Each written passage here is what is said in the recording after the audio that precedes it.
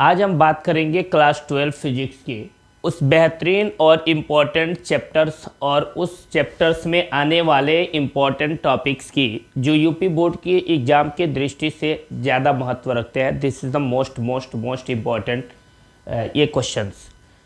तो आपको ये चीज़ें याद रखना है कि मैं उन ऑप्टिक्स जिसका नाम होता है प्रकाशिकी, मैं उस प्रकाशिकी वाले चैप्टर से सिर्फ उन्हीं प्रश्नों के संग्रह को लेके आए हैं जो बोर्ड परीक्षा के दृष्टि से अति महत्वपूर्ण है। कहने का मतलब सिर्फ ये है कि अगर बोर्ड परीक्षाओं में उन चैप्टरों से क्वेश्चंस उठाएंगे, एक दो वीडियो तीन या चार वीडियो में ऑप्टिक्स वाला टोटल डेरिवेशन कंप्लीट करेंगे। छोटे टाइम के लिए वीडियो रहेंगे, टाइम ड्यूरेशन कम रहेगा, लेकिन उसी कम ड्यूरेशन में सारी चीज़ें डीपली डिटेल्स में देंगे। ये समझ के आपको स्टडी करना है कि बिना वीडियो को आपको भगाए, यानी वीडियो को आगे पीछे ज़्यादा भगाना नहीं है, आपको सिस्टमेटिक स्टार्ट से शुरू करने हैं और एंड तक देख लेने हैं। क्योंकि अगर आप पहली स्टार्टिंग से ही अगर आप शुरू करके एंड तक देखोगे तो मेरे देने से उस 40 मिनट की वीडियोज में मैं वो हर चीज़ें याद करा दूंगा आपको जो आप 4 घंटे में भी याद नहीं कर पाएंगे। इसलिए आपसे रिक्वेस्ट है कि आप वीडियो को बिना स्किप किए, बिना भगाए शुरू से लेके लास्ट तक आप देखें। ये 100% गारंटी है कि आपको सारी चीज़ें कंफर्म याद हो जाएंगी। स्टेप बाय स्टेप रटने की ज़रूरत नहीं पड़ेगी, बाय फिगर मैं वो सारी चीज़ें कंप्लीट कर दूंगा जो इस वीडियो में आपको दिखेगा। 4 या 3 वीडियो में ऑप्टिक्स के पूरे इंपॉर्टेंट क्वेश्चंस को मैं आपको कंप्लीटली याद करा दूंगा, इसकी गारंटी है। इसलिए अगर आप हमारे चैनल पे नए होंगे तो चैनल को सब्सक्राइब करेंगे, और पहले से अगर वीडियो को देख रहे होंगे तो लाइक करेंगे, कमेंट करेंगे और शेयर करना कभी भी नहीं भूलेंगे। क्लियर हो गया? चले, आपको इस चैप्टर्स के थंबनेल से पता चल जा रहा होगा कि आपको पढ़ना क्या है। प्रकाशिकी, ऑप्टिक्स, ये आपको स्टडी करने हैं। इसका नाम होता है प्रकाशिकी, दैट मीन्स ऑप्टिक्स। ये आपको पढ़ाई करने हैं, ठीक है। अब हम स्टार्ट करेंगे इस चैप्टर को, देखेंगे। इसमें पहला प्रश्न आता है, पहला और इंपॉर्टेंट प्रश्न। This is the most important प्रश्न। दूसरा नंबर यह है कि इस क्वेश्चन को बहुत सारे नामों से पूछ सकता है। अवतल दर्पण के लिए यू भी तथा एफ में संबंध स्थापित कीजिए, गोलीय दर्पण के लिए यू भी तथा एफ में संबंध स्थापित कीजिए, और दर्पण के लिए यू भी तथा एफ में संबंध स्थापित कीजिए। तो आपको ये चीजें अपने दिमाग में रखने हैं कि जब तक ये कहे नहीं कि उत्तल दर्पण के लिए कीजिए, तब तक आप अवतल दर्पण के सहायता से ही यू भी और एफ में संबंध स्थापित कर देंगे, चलेगा। क्योंकि कहेगा अवतल दर्पण के लिए यू भी और एफ में संबंध स्थापित कीजिए, तो यही लगा देना है। कह देगा गोलीय दर्पण के लिए यू भी तथा एफ में संबंध स्थापित कीजिए, तो इसी डेरिवेशन से काम चल जाएगा। आ रहा है मेरी बात समझ में? तो आपको सिर्फ ऐसे कहे कि दर्पण के लिए यू भी तथा एफ में संबंध स्थापित कीजिए, तो भी इसी से काम चल जाएगा। क्लियर हो गया? तो इसलिए अब हम क्या करेंगे, अवतल दर्पण के लिए यू भी तथा एफ में संबंध स्थापित करने के लिए हम एक डायग्राम ले लेंगे। यहां पे ये देखेंगे चित्र में जो आपको ये डायग्राम दिख रहा है, इस डायग्राम में जो आपको ये वाला चीजें जो सामने आपको नजर आ रही हैं, ये वाली चीजें, ये एक अवतल दर्पण है। मैं चाहूं तो इस पे आपको पॉलिश लगा देता हूं, ऐसे।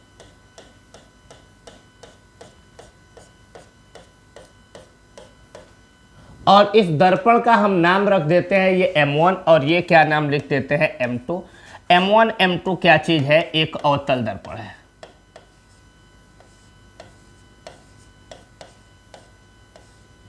और अवतल दर्पण में यहां पे एक बिंदु होता है P, जिसका नाम होता है ध्रुव, और यहां एक बिंदु होता है F, जिसका नाम होता है मुख्य फोकस। लिखते चल रहे हैं, आपको दिखेगा। और यहां पर आपको एक बिंदु होता है C, जिसका नाम होता है वक्रता केंद्र।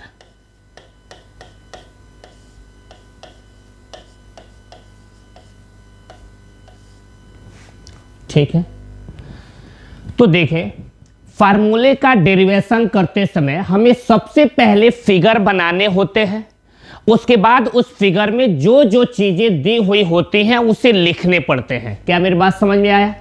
दोबारा सुन लीजिए कि फार्मूले के डेरिवेशन में सबसे पहले हमें फिगर बनाने पड़ते हैं, उसके बाद उस फिगर में जो जो चीजें दी हुई होती हैं लिखने पड़ते हैं, फिर डेरिवेशन स्टार्ट करते हैं। तो देखेंगे जो चित्र में जो ये M1 M2 आपको दिख रहा है, ये M1 M2 एक अवतल दर्पण है। यहाँ पे हमने इसके बीचों बीच में यहाँ एक बिंदु P ले लिया है जिसका नाम क्या चीज है, ध्रुव, और इससे कुछ दूरी पर एक बिंदु F ले लिए है जिसका नाम है मुख्य फोकस, और उतना ही दूरी पर एक बिंदु C ले लिया है जिसका नाम क्या चीज है, वक्रता केंद्र। इसके बाद क्या किए हैं, इसके ये मुख्य अक्ष है, क्योंकि वक्रता केंद्र और ध्रुव को मिलाने वाली रेखाखंड को मुख्य अक्ष कहते हैं, तो ये एक मुख्य अक्ष है। और इसके मुख्य अक्ष पर एक वस्तु ये ओ डैश लंबवत रखे जाते हैं। तो लिख दे रहे हैं कि ये ओ डैश क्या है, तो बोलोगे इसके मुख्य अक्ष पर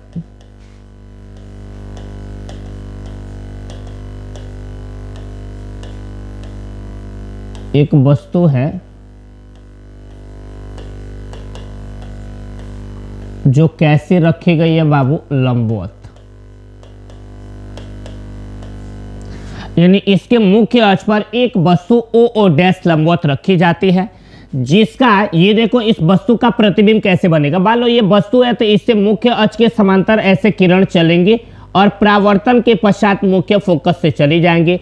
फिर ये वक्रता केंद्र से किरण ऐसे जाएगी और परावर्तन के पश्चात पुनः उसी मार्ग में वापस लौट जाएगी, और ये मुख्य अक्ष के समांतर चलने वाली किरण परावर्तन के पश्चात जहां से ये जाती है ये पॉइंट और ये वाली लाइन, ये देखो ये मुख्य अक्ष के समांतर ऐसे किरण चली है, गई है, इससे टकराई है और टकराने के बाद मुख्य फोकस से गई है।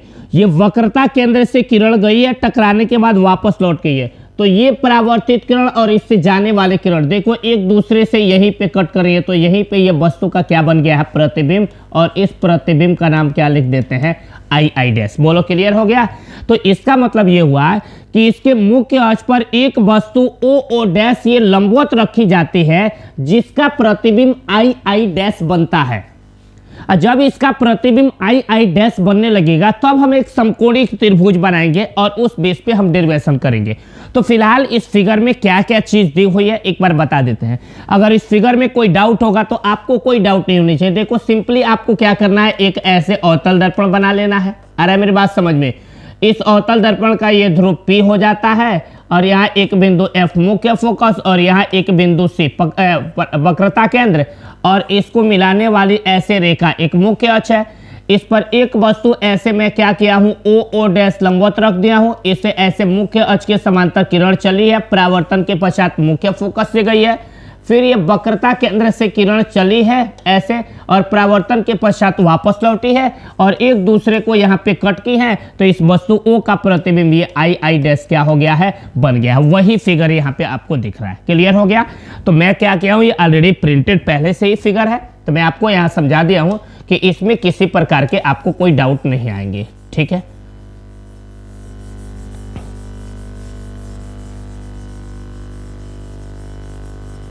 ये तो देखिए अब तो फिगर बन गया। इस फिगर में अब क्या क्या चीज दी हुई है आपको लिखना पड़ेगा। तो क्या लिखेंगे? लिखेंगे चित्र में M1 M2 एक अवतल दर्पण है जिसका ध्रुव P, ऐसे क्या बोलेंगे, चित्र में M1 M2 एक अवतल दर्पण है जिसका ध्रुव P, मुख्य फोकस F और वक्रता केंद्र क्या है, C है। दोबारा सुन लो, क्या बोलेंगे, चित्र में M1 M2 एक अवतल दर्पण है जिसका ध्रुव P, मुख्य फोकस F और वक्रता केंद्र C है। क्लियर हो गया? उसके बाद क्या बोलेंगे, इसके मुख्य अक्ष पर एक वस्तु ओ डैश लंबवत रखी जाती है। एक बार और सुनो, क्या बोलेंगे परिभाषा, चित्र में M1 M2 एक अवतल दर्पण है जिसका ध्रुव P, मुख्य फोकस F और वक्रता केंद्र C है। उसके बाद क्या बोलेंगे, इसके मुख्य अक्ष पर एक वस्तु ओ डैश लंबवत रखी जाती है जिसका प्रतिबिंब आई डैश बनता है। उसके बाद बोलेंगे तब समकोणिक त्रिभुजों के नियम से। अब देखो समकोणिक त्रिभुजों में एक गुण होता है कि अगर मान लो किसी एक ही रेखाखंड पर अगर कोई दो समकोणिक त्रिभुज बन रहे हैं, इमेजिन ऐसे दो ठो समकोणिक त्रिभुज, दो गो 90 अंश का कोण बनाने वाला ऐसे त्रिभुज आपको मिल रहा है ऐसे। तो देख लो एक त्रिभुज ये बन रहा है, यहाँ पे भी 90 डिग्री, एक त्रिभुज ये बन रहा है, यहाँ पे भी कितना डिग्री, 90 डिग्री। अगर मैं बोलूँ कि इसकी लंबाई ए है, इसकी लंबाई क्या है b, और यहाँ से यहाँ तक की दूरी c और यहाँ से यहाँ तक की दूरी d है, तो इसमें एक अनुपात मिलता है कि लंब और लंब का जो अनुपात होता है इसके आधार और आधार के अनुपात के बराबर होता है। इसका मतलब कि ये a upon b equal to क्या होता है, ये c अपान क्या होता है d। यानी लंब और लंब का जो अनुपात होता है वह इसके आधार और आधार के अनुपात के बराबर होता है। ये समकोणिक त्रिभुजों का गुण है। क्लियर हो गया। तो हम पहले इस फिगर में जितनी चीजें दी हुई है पहले इसको लिखेंगे, उसके बाद डेरिवेशन स्टार्ट करेंगे। क्या लिखेंगे एक बार और मैं इस चीज को बोल दे रहा हूं, उसके बाद इस फिगर से हम अपना डेरिवेशन स्टार्ट करेंगे। देखिए क्या लिखेंगे हम,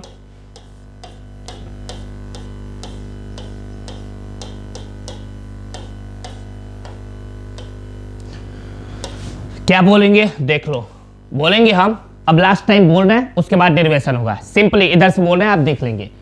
लिखेंगे चित्र में M1 M2 एक अवतल दर्पण है जिसका ध्रुव P, मुख्य फोकस F और वक्रता केंद्र C है। उसके बाद बोलेंगे इसके मुख्य अक्ष पर एक वस्तु OO डैश लंबवत रखी जाती है जिसका प्रतिबिंब आई डैश बनता है। उसके बाद लिखेंगे तब समकोणिक त्रिभुजों के नियम से। यहां देखें ये सारी चीजें आपको दिखी है। चित्र में M1 M2 एक अवतल दर्पण है जिसका ध्रुव P, मुख्य फोकस F तथा वक्रता केंद्र C है। इसके मुख्य अक्ष पर एक वस्तु OO डैश लंबवत रखी जाती है जिसका प्रतिबिंब आई डैश बनता है। उसके बाद तब समकोणिक त्रिभुजों के नियम से। अब यहाँ डेरिवेशन स्टार्ट होगा। अब देखें कि इसमें समकोणिक त्रिभुज क्या है, थोड़ा सा इस फिगर पे गौर करेंगे। हम समकोणिक त्रिभुजों पे विचार करने जा रहे हैं। ओके, गौर करेंगे जरा। देखें यहां देखें, ये सब लिख लेने के बाद आप इस फिगर पे आएंगे यहाँ पे। अब इसमें देखेंगे कि किसी एक ही रेखाखंड पर दो समकोण त्रिभुज कहां पे बन रहे हैं। तो थोड़ा सा यहां विचार करेंगे इस पे। यहां आपको दिख रहा होगा ये वाला, ये दिख रहा है ना, आप देख लो यहां से। एक है OO डैश C और दूसरा है CI डैश। मैं इस फिगर को कट कर रहा हूं और उसके बाद से तब जाके हम डेरिवेशन स्टार्ट करेंगे। पहले समकोणिक त्रिभुज को थोड़ा सा यहाँ पे गौर करोगे। यहाँ पे अभी मैं इसको मिटा दूंगा। यहाँ पे ये वाला, यह एक लाइन है ऐसे, उसके बाद ये ऐसे बनी है ऐसे, फिर ये आपका दिया है ऐसे। गौर करना जरा, ये है O, ये आपका O डैश है, ये C, ये आपका ऐसे I है और यहाँ पे क्या है आपका I डैश। आपको फिगर दिख रहा होगा। मैं सिर्फ क्या किया हूं, ये इतना फिगर बनाया हूं, ये वाला, ये इतना फिगर मैं काट करके अलग बना दिया हूं। क्लियर हो गया यहां पे, क्लियर। अब देखेंगे इसमें से हम क्या करने वाले हैं, कुछ ज्यादा काम नहीं करेंगे। देखें मैं अभी बोला हूं समकोणिक त्रिभुजों का एक गुण है, तो पहले समकोणिक त्रिभुज कौन कौन से हैं इसमें नाम लिखना पड़ेगा। तो कौन कौन समकोणिक त्रिभुज है, एक का नाम है OO डैश C और दूसरे का नाम है CI डैश। तो यहां लिखेंगे समकोणिक त्रिभुज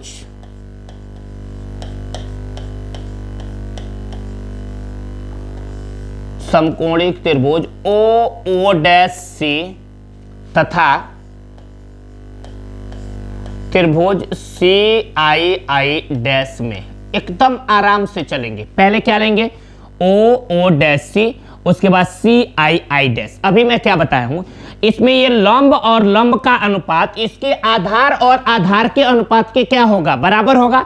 तो तो इसमें लंब क्या है ओ ओ डैश, इसमें क्या है आई आई डैश। तो इसमें क्या होगा, इसमें तब ये आपका होगा ऐसे कि ओ ओ डैश बट्टे आई आई डैश। गौर करेंगे जरा, क्या होगा ओ ओ डैश बट्टे आई आई डैश बराबर क्या होगा भाई, ओ ओ डैश का आधार क्या है सी ओ, और आई आई डैश का ये आधार क्या है आई सी। ऐसे लिखना है, इधर से लिखते हुए ना, इधर से, ये ओ सी मत लिखना, नहीं इधर से लिखना सी ओ, अब बट्टे हो जाएगा आई सी। ऐसे लिखना, ये आपका होगा सी ओ और बट्टे ये आपका क्या हो जाएगा आई सी। बोलो क्लियर हो गया। मैंने इधर वाला ये त्रिभुज उठाया, यहाँ कट करके बना दिया, और इसमें त्रिभुज का नाम क्या है, त्रिभुज ओ ओ डैश सी तथा त्रिभुज सी आई आई डैश में मैंने क्या लिखा, लंब और लंब का अनुपात आधार और आधार के अनुपात के क्या होगा बराबर होगा। इसमें लंब क्या है ओ ओ डैश, यहाँ पे क्या है आई आई डैश, तो होगा ओ ओ डैश बट्टे आई आई डैश बराबर सी ओ बट्टे क्या होगा आई सी होगा। लंब और लंब का अनुपात आधार और आधार के अनुपात के ये क्या होता है बराबर होता है। तो क्या लिखेंगे ओ ओ डैश, ओ ओ डैश बट्टे I I dash equal to सी ओ अपान क्या होगा आई सी। बोलो क्लियर हो गया। ये समकोणिक त्रिभुज। फिर देखो एक और समकोणिक त्रिभुज आपको यहां बना हुआ दिख रहा है, ये वाला एक, ये रेड से मैं बना रहा हूं, ये एक लाइन है, आ रहा है मेरी बात समझ में, और यहाँ पे देखो ये दो समकोण त्रिभुज बन रहा है, ये वाला क्लियर हो गया। तो अब इसको भी मैं यहाँ पे कट कर रहा हूँ कि ये एक लाइन है, ऐसे लाइन कहाँ से शुरू हुआ आई से लेके कहाँ तक गया है एन तक, ये आई से लेके एन तक गया है। उसके बाद इस पे एक बड़ा सा ऐसे त्रिभुज, यहाँ पे देखो क्या है ऐसे, ये डॉटेड लाइन मिली है, और डॉटेड लाइन मान लो ये वाला पॉइंट ए है, तो ये ए और नीचे क्या हो गया एन, और यहाँ पे ये क्या है बिंदु एफ है, और आई के साथ ये आई डैश बना है, तो ये आई डैश हो गया। बोलो क्लियर हो गया ये वाला। तो अब एक त्रिभुज ये भी बन गया। तो हम देख रहे हैं ये एक लाइन है, और इस लाइन पर ये दो समकोण त्रिभुज बन गए। तो जब समकोण त्रिभुज बन गया तो हमारा मेथड कहता है कि लंब और लंब का अनुपात इक्वल टू आधार और आधार का अनुपात कहता है। तो इसमें लंब आपका क्या है ए एन, और इसमें लंब आपका क्या है आई आई डैश, तो बोलेंगे ए एन बट्टे आई आई डैश। अब कहेंगे इस ए एन का आधार क्या है, यानी ए एन वाला, ए एन भुजा वाला त्रिभुज का आधार, बोलो यहीं से यहां तक है ना, तो इसका आधार क्या है एन एफ। तो कहेंगे आई आई डैश भुजा वाले त्रिभुज का आधार क्या है, तो ये है, तो इसका नाम है एफ आई, यानी ए एन का आधार एन एफ है और आई आई डैश का आधार एफ आई है।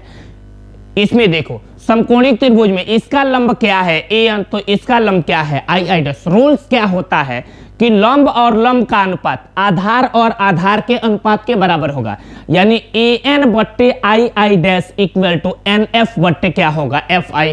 क्लियर हो गया। तो अब लिखना पड़ेगा ना कि त्रिभुज ए एन एफ तथा त्रिभुज आई आई डैश एफ में, यहां दिखाना पड़ेगा हमें, क्या दिखाना पड़ेगा, लिखना पड़ेगा त्रिभुज ए एन एफ तथा त्रिभुज आई आई डैश एफ में क्या दिखाना पड़ेगा ए एन बट्टे आई आई डैश, ऐसे ए एन बट्टे क्या दिखाना पड़ेगा आई आई डैश।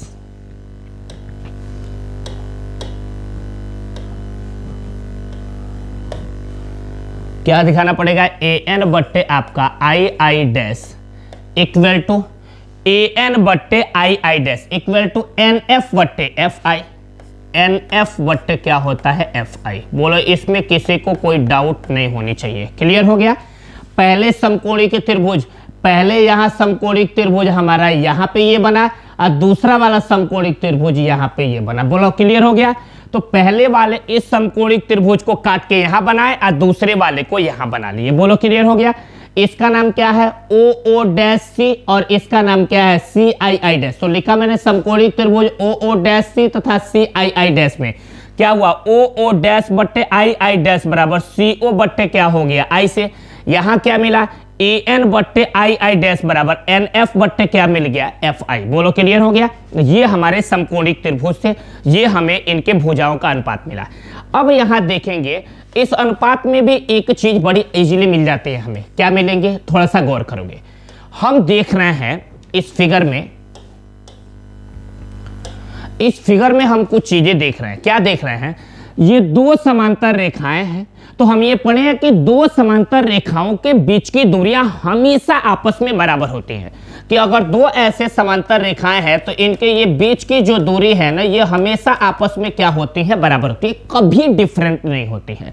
तो एक प्रमेय हम यहाँ पे भी यूज कर लेंगे कि दो समांतर रेखाओं के बीच की दूरियां हमेशा आपस में क्या होती है, बराबर। तो हम देख रहे हैं ये दो समांतर रेखाएं हैं, तो इनके बीच की दूरी बराबर होगी। तो बीच की दूरी, यहाँ बीच की दूरी ओ डैश है और यहाँ बीच की दूरी एन है। इसका मतलब ये हुआ कि जो ये एन होगा ये ओ डैश के बराबर होगा। क्यों? क्योंकि दो समांतर रेखाओं के बीच की दूरियां हमेशा आपस में क्या होती हैं, बराबर होती हैं। इसका मतलब ये हुआ कि जो ये आपका एन होगा, ये एन हमेशा किसके बराबर होगा, ओ डैश के। इसका मतलब जहां पे एन आएगा हम उसके जगह पे ओ डैश लिख सकते हैं। तो वही हम यहाँ काम करने जा रहे हैं। कौन सा काम? यहाँ देखो, यहाँ एन आया है, हम एन के जगह पे क्या लिख देंगे, ओ डैश। तो एन के जगह पे हो जाएगा ओ डैश, और नीचे हमारा पहले से क्या है, आई डैश, तो ये लिख देंगे आई डैश इक्वल टू क्या मिल गया हमारा, ये एन एफ डिवाइडेड बाई क्या मिल गया, एफ आई। बोलो इसमें कोई डाउट है नहीं, N F divided by F I. पहले देखो मिला ओ डैश बट्टे आई डैश बराबर सी ओ बट्टे आई सी। दूसरा नंबर मिला ए एन बट्टे आई डैश बराबर एन एफ बट्टे क्या मिल गया, एफ आई। उसके बाद मैंने देखा कि जो ये ए एन है ओ डैश के बराबर है, ये ए एन ओ डैश के बराबर है। क्यों ए एन ओ डैश के बराबर है? तो हम जानते हैं दो समांतर रेखाओं के बीच की दूरियां हमेशा आपस में बराबर होती हैं, इसलिए ये ए एन ओ डैश के क्या है, बराबर है। क्लियर हो गया? तो इसलिए मैंने क्या किया, ए एन के जगह पे ओ डैश रख दिया। तो यहाँ ए एन आया है, इसके जगह पे रख दिए ओ डैश बट्टे क्या है, I dash equal to N F अपन नीचे क्या लिख दिया है, एफ आई। अब देखो इसमें भी एक प्रॉब्लम होता है। हम जानते हैं कभी कभी थोड़ी बहुत दूरियों का जो अंतर होता है ना, जैसे हम 2 रुपया, अगर मान लो हमारे पास 2 रुपया है, तो कहीं कहीं 1 रुपया 99 पैसा को भी हम लगभग क्या मान लेते हैं, 2 रुपया। अरे मेरी बात समझ में, यानी जब बहुत छोटे का डिफरेंट होता है ना, तो उस दूरी को हम लगभग बड़ी वाली, थोड़ी सी जो बड़ी दूरी होती है वही मान लेते हैं। नहीं समझे? बता रहा हूं मैं क्या बोला हूं। जैसे हमारे पास यहां से ये पॉइंट छूट गया है एफ वाला, तो हमारे पास ये जो ये एफ से लेके एन तक की जो दूरी है ना, ये एक दूरी है एफ से लेके एन तक, एफ से लेके एन तक, और एक दूरी है एफ से लेके पी तक का। गौर करना जरा यहां पे, इस फार्मूले के डेरिवेशन में बस थोड़ा सा आपको समझने हैं। एक दूरी एफ से लेके एन तक है, एफ से एन तक, और दूसरा दूरी है एफ से लेके पी तक, एफ से लेके पी तक। एक एफ से एन तक, दूसरा एफ से पी तक। तो जो ये वाला जो अंतर है, मान लो एफ से लेके एन तक इतना ही दूरी हुआ और एफ से लेके पी तक इतना दूरी हुआ, तो ये दूरी और ये दूरी में अंतर कितने का है, बस इतने ही का अंतर दिख रहा है ना, बस इतने का अंतर है। तो देख लो ये इतनी छोटी दूरी होती है ना, ये इतनी छोटी दूरी होती है कि जो ये एफ एन होता है ये लगभग एफ पी के इक्वल होता है। गौर करना जरा, ये वाली दूरी इतनी छोटी होती है कि यन इस पी के काफी समीप चला गया होता है।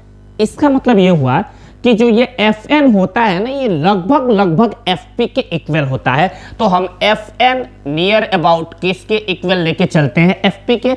इसका मतलब कि जहां एफ एन आया होता है या जहां एन एफ, हम एफ एन लिख दिए हैं, हालांकि हमको इधर से लिखने आ रहा है, पी के तरफ से दूरियां शुरू करके लिखना है। अगर उल्टा लिख देंगे तो आपको लास्ट में प्रॉब्लम होगा। तो हम इसको ऐसे लिखेंगे कि जो ये पी एफ होता है, ये पी एफ दूरी, ये नियर अबाउट किसके बराबर होता है, एन एफ के बराबर होता है। किसके बराबर, सॉरी, ये नियर अबाउट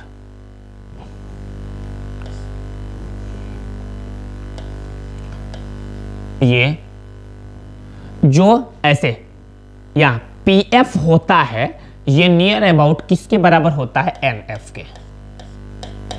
यानी P से लेके F तक की जो दूरी होती है वह N से लेके F तक की दूरी के लगभग बराबर, 100% बराबर में नहीं बोला, लगभग क्या होते हैं, बराबर होते हैं। यानी इनमें थोड़ा सा ये अंतर होता है तो ये मैटर नहीं करता है। क्लियर हो गया? इसलिए मैं इस चीज को अब हटा देता हूं, कोई डाउट नहीं होनी चाहिए आपको। अब इसका मतलब ये हुआ कि जहां NF आया होगा हम उसके जगह पे PF लिख सकते हैं। तो अब देखो यहां आपका मिलेगा कि ये O डैश बट्टे ये आपका क्या मिलेगा, I डैश इक्वल टू ये NF है, NF के जगह पे क्या लिख सकते हैं, PF डिवाइडेड बाय आपका ये क्या मिल गया है, FI। बस ये अगर रिलेशन आप ला लिए तो समझो कि आपने जंग जीत लिया। अगर ये रिलेशन आपको मिला तो आप समझ लो आपने जंग जीत लिया। O डैश बट्टे I dash equal to PF upon FI। O dash बट्टे I dash equal to PF upon FI। ये आपको अगर ये यहां तक आ गए समझ लो एक बहुत बड़ी जंग जीत लिए। ठीक है, अब यहां पे मैं आपको सेटिंग बता देता हूं, सेटिंग। और अगर आपको सेटिंग पता चल गया तो समझ लो आप सारी चीजें लगा लोगे। एकदम बेहतरीन ट्रिक बता रहा हूं, आसान से आसान सा ट्रिक। क्लियर हो गया? ओके, मैं इस ट्रिक को बताऊंगा, गौर करेंगे जरा आप देखें। अब देखें यहां O डैश बट्टे I डैश आया है ना, तो हम देखेंगे क्या O डैश बट्टे I डैश की कुछ वैल्यू है। तो हम देख रहे हैं ये O डैश बट्टे I डैश है, तो मैं पहले से O डैश बट्टे I डैश की वैल्यू क्या निकाल चुका हूं, CO अपान IC। तो हम क्या करेंगे, इस O डैश बट्टे I डैश के जगह पे क्या लिख देंगे, CO बट्टे क्या लिख देंगे, IC इक्वल टू ये आपका मिल गया PF अपान क्या चीज है, ये FI। Setting start. अब यही से हमारा मेन सेटिंग स्टार्ट होता है। इसलिए अब मैं थोड़ा सा इसको एक अलग पेज पे लेके आ जाऊं। क्लियर हो गया? इसको मैं एक अलग पेज के पे ला दूं ताकि आपको क्लियर समझ में आ जाएंगे। ठीक है, यहां पे फिगर आपको क्लियरिटी दिख रहा होगा, फिगर वही है, फिगर में कोई चेंजिंग हुई नहीं है। ये अब आपकी सेटिंग स्टार्ट होती है, एकदम आसान सी सेटिंग, बहुत आसान। अगर ये नहीं आएगा तो फिर डेरिवेशन फंस गया। अब देखो सेटिंग में हमें कुछ ये सेटिंग करना है। अभी पढ़ते आप आए हो कि ये M1 M2 एक अवतल दर्पण है जिसका ये ध्रुव P, ये मुख्य फोकस F है और ये वक्रता केंद्र C है। ये आप वस्तु लिए थे O डैश, ये प्रतिबिंब आपका बन गया था I डैश। यहाँ पे बिंदु A था और यहाँ पे बिंदु N था। तो हम रूल्स पढ़े हैं कि दर्पण में जो भी दूरियां होती हैं वह ध्रुव से मापी जाती हैं, P से स्टार्ट करके मापी जाती हैं। अगर मुख्य फोकस F तक की दूरी नापना है तो बोलते हैं PF, PI, PC, PO। यानी जो भी दूरियां हमको मापना होता है वह दर्पण के ध्रुव से मापते हैं, यानी P से स्टार्ट करके जाते हैं। तो ये P के फॉर्म में कैसे लेके आएंगे, नहीं तो समझ में नहीं आएगा। बोलो क्लियर हो गया? क्यों? क्योंकि हम ये जानते हैं, थोड़ा सा हम दूरियों की चर्चा कर लेते हैं यहाँ, उसके बाद हम अपने टॉपिक्स पे आ जाएंगे। इन छोटी सी बातों में, बस ये छोटे से खंड में हम दूरियों के बारे में लिख लेंगे ताकि आपको समझ में आएगा।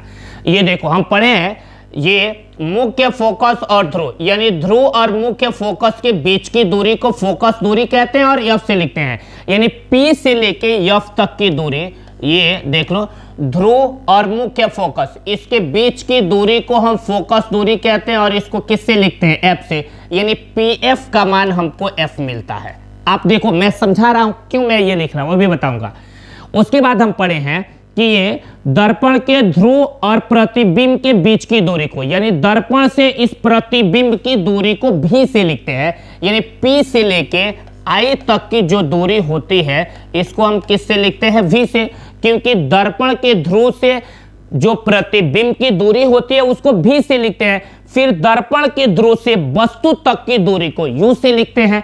तो ये दर्पण का ध्रुव और ये है वस्तु, तो दर्पण के ध्रुव और वस्तु के बीच की दूरी यानी P से लेके O तक के बीच की दूरी को हम लिखते हैं U से। उसके बाद पढ़े हैं ये वक्रता केंद्र और ध्रुव के बीच की दूरी, वक्रता त्रिज्या होती है, यानी P से लेके C तक, यानी वक्रता केंद्र और ध्रुव के बीच की दूरी वक्रता त्रिज्या होती है और इसको किससे लिखते हैं, R से। गौर करना, ये ध्रुव और मुख्य फोकस के बीच की दूरी फोकस दूरी कहलाती है, उसको एफ से लिखते हैं। ये ध्रुव और प्रतिबिंब के बीच की दूरी को भी से लिखते हैं। ध्रुव से लेकर वस्तु तक की दूरी को यू से लिखते हैं। वक्रता केंद्र, ये वक्रता केंद्र और ध्रुव के बीच की दूरी को वक्रता त्रिज्या कहते हैं और इसको किससे लिखते हैं, आर से। दर्पण की फोकस दूरी और वक्रता त्रिज्या में एक संबंध पड़े होंगे तो वहां मिला होगा, आर की वैल्यू होती है 2f, यानी r इक्वल टू 2f। तो इसमें क्या देखेंगे, जो भी हमारी दूरियों की शुरुआत है वह किससे हुई है, p से। किससे हुई है बाबू, P से हुई है। तो इसको P के फॉर्म में लाना पड़ेगा, क्योंकि आप ये वैल्यू आप रखिए, क्योंकि आप PF है तो इसमें PF दिख नहीं रहा, PI है तो आपको PI नहीं दिख रहा, PO है तो PO दिख नहीं रहा, तो ये भरेंगे कैसे आप उसमें। इसलिए हम बोले हैं कि इन दूरियों को आपको P के फॉर्म में सेटिंग करना पड़ेगा। अगर P के फॉर्म में सेटिंग कर लेंगे तो ये मान भर लेंगे, नहीं सेटिंग होगा तो फिर मान नहीं भर पाएंगे। तो ये P के फॉर्म में सेटिंग करने का तरीका मैं आपको सिखा रहा हूं और एकदम बेहतरीन एक ही कंसेप्ट में शायद आप सीख जाओगे। देख लो तरीका क्या है। ये देखो भाई CO है ना, तो इसको O को पहले और C को कहां लिख लेना, बाद में, अब बीच में लगा लेना माइनस, डिवाइडेड बाय IC है ना, तो इसमें C को पहले और I को कहां लिख लेना, बाद में, अब बीच में लगा लेना माइनस, ठीक, इक्वल टू P से शुरू है तो इसमें नो चेंजिंग, PF सेम रहेगा, डिवाइडेड बाय FI है तो इसमें I को पहले लिख लो और F को कहां लिख लेंगे, बाद में, अब बीच में लगा लो माइनस। बोलो क्लियर है। अब सबके साथ P है ना, तो इसमें जिसके भी साथ P नहीं है हम सबके साथ क्या लगा देंगे, P, बस निकल गया, खत्म। अब देख लो भाई PO माइनस PC, यानी PO में से PC घटा देंगे तो क्या मिलेगा। तो देखो PO क्या है, PO है यहां से यहां तक की दूरी, ये PO है। कह रहा है इसमें से PC घटा दीजिए, यानी P से लेके C तक आप घटा दीजिए। तो देखो P से लेके है C तक, यहाँ तक हम काट के निकाल देंगे तो देखो क्या बचेगा, CO। तो देखो ये CO है ना। इसका मतलब हम CO के जगह पे क्या लिख सकते हैं, PO माइनस PC। ऐसे इन सभी दूरियों के पे भी सेटिंग हुई है। क्लियर हो गया, इसमें कोई डाउट नहीं होनी चाहिए। अब आपका ये फटाफट हो जाएंगे, इसमें कोई प्रॉब्लम नहीं आएगा। डन। अब देखो सिर्फ मान भर दो, रिजल्ट मिलेगा। मान भरते हैं हम, यहाँ मान भरते हैं, देख लो यहाँ PO है, आप देखो PO का मान कितना दे रखा है, U माइनस, देख लो ये PC है, PC का मान क्या दे रखा है, R, डिवाइडेड बाय, नीचे भी ये PC है, PC की जगह पे क्या लिख लेंगे, R माइनस, ये PI है, PI का मान क्या चीज है, V, तो लिख लो V, इक्वल टू ये PF है, देखो PF का मान क्या निकला है, F, तो यहाँ आप लिख लो F, डिवाइडेड बाय, नीचे PI है तो PI का मान क्या निकला है, V, तो लिख लो V, फिर माइनस, नीचे देख लो ये PF है और PF का मान क्या चीज है, F, तो आसानी से आप लिख लो F। बोलो क्लियर है। अब मान भरो, यहाँ U है तो लिख लेंगे U, अब माइनस ये R है, हम R के जगह पे इसका मान निकला है 2F, तो इस R के जगह पे लिख लेंगे 2F, डिवाइडेड बाय नीचे, फिर यहाँ R है, इस R के जगह पे होगा 2F, माइनस ये क्या हो जाएगा V, इक्वल टू आपका क्या होगा, F अपान V माइनस क्या हो जाएगा, F। बोलो क्लियर है। अब इसका तिरछा मल्टीप्लाई कर लेते हैं, तिर्यक गुणा करते हैं, इसका गुणा इसमें, फिर इसका गुणा इसमें। तरीका क्या है, पहले हमको करना क्या होता है, तिर्यक गुणा में हम सबसे पहले हम इसका गुणा इसमें करते हैं ना, तो करो भाई U को उठाएंगे, बारी बारी दोनों में गुणा करेंगे। पहले U का गुणा V में करेंगे तो क्या होगा, U इंटू V, फिर U का गुणा F में करेंगे तो ये क्या होगा, U इंटू F। क्लियर, मैंने U का गुणा बारी बारी इन दोनों में कर लिया, ये आ गया। अब माइनस 2F बचा है, अब माइनस 2F का भी गुणा बारी बारी दोनों में करेंगे तो करो, माइनस 2F का गुणा V में करेंगे तो क्या होगा, माइनस 2VF। क्लियर हो गया। फिर माइनस 2F का गुणा माइनस F में करेंगे तो माइनस का गुणा माइनस में होगा तो क्या हो जाएगा, प्लस, और 2F का गुणा F में करेंगे तो क्या मिलेगा, 2F स्क्वायर। बोलो क्लियर हो गया। यानी U माइनस 2F का गुणा बारी बारी इन दोनों में हो गया। अब इसका गुणा इसमें करना है तो करो, अब ये इसमें गुणा होगा, F का गुणा 2F में होगा तो बोलो क्या होगा, 2F स्क्वायर, फिर F का गुणा माइनस V में होगा तो क्या हो जाएगा, माइनस VF। अब आप देखो जो कटने वाला हो काट दो। अब नीचे का गुणा नीचे मत कर लेना, क्योंकि बीच में बराबर का साइन आता है तो नीचे का गुणा नीचे नहीं होता है। अब देखो ये 2f² इधर प्लस में इधर जाएगा तो किस में हो जाएगा, माइनस में। तो 2f² में से 2f² घट के कट जाएगा। क्लियर हो गया। अब जो एक समान राशियां हो उनको एक तरफ भेज दो, जो अलग अलग हो उनको एक तरफ रखो।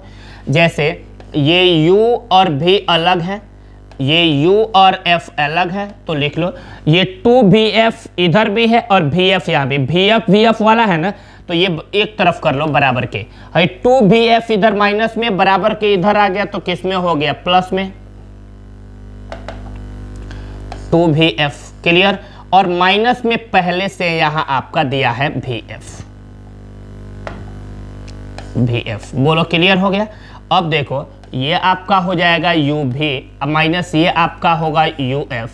और देखो 2vf में से एगो vf घटा देंगे तो क्या मिलेगा, एगो vf। बोलो मिल गया ना। अब क्या करेंगे, इसमें देखो कितनी राशियां प्रयोग की गई है, 3, u v और f। क्या करेंगे, दोनों पक्षों में u v और f से भाग दे देंगे। तरीका क्या हमने सुना, दोनों पक्षों में u v f से भाग देने पर, दोनों पक्षों में u v f से भाग देने पर, दोनों पक्षों में u v f से भाग दे दो तो देखो क्या मिलेगा। यहां हमें ये u v है तो लिख लेंगे हम u v, और इसमें भी किससे भाग दिए हैं भाई, u v f से, तो ये भाग दे लो u v f से। क्लियर। इसके बाद माइनस ये uf है तो लिख लेंगे हम ऐसे uf, और इसमें भी किससे भाग दिए हैं भाई, u v f से, तो लिख लेंगे u v f। बोलो क्लियर है। इक्वल टू यहाँ vf है तो लिख लेंगे हम vf। बोलो क्लियर है। और इसमें भी किससे भाग दिए हैं, u v f से। बोलो क्लियर हो गया। यानी है तीनों टर्मों को यहाँ लिख लिया और सब में किससे भाग दे दी है, u v f से। अब देखो इसमें जो टर्म कटने वाले होंगे वो कट जाएंगे। जैसे देखो आप u से u कट जाएगा, v से v कट जाएगा, कितनी बार में, एक बार में। यहाँ देखो u से u कट जाएगा, f से f कट जाएगा एक बार में। यहाँ देखो v से v मरेगा और f से f मर जाएगा, तो देखो बचेगा क्या, यहाँ देखो क्लियरिटी हम यहाँ पे बचा के लिख रहे हैं इसको, जो जहाँ बचा है। ऊपर देखो यहाँ पे क्या है, एक, और नीचे आप देख लो क्या चीज़ है, f। क्लियर हो गया। इक्वल टू यहाँ देखो इक्वल टू नहीं, माइनस है भी, माइनस। यहाँ ऊपर देखो कितना है आपका एक, और नीचे यहाँ क्या बचा है v। क्लियर। इक्वल टू यहाँ ऊपर कुछ भी नहीं है तो क्या चीज़ है, एक, और नीचे आपका क्या बचा है, u। क्लियर हो गया। तो अब देखो ये 1/f इक्वल टू 1/v इधर माइनस में, बराबर के इधर आ गया, तो देखो यहाँ कुछ नहीं है तो प्लस है। अब प्लस पहले से ये है 1/u। यही हमारा किसका फार्मूला निकल के आता है, दर्पण का। ये होता है हमारा दर्पण का फार्मूला। क्लियर हो गया। यानी 1/f equal to 1/v plus 1/u। ये अवतल दर्पण के लिए u v तथा f में क्या चीज है, संबंध है। बोलो क्लियर हो गया। नेक्स्ट की बात करेंगे हम।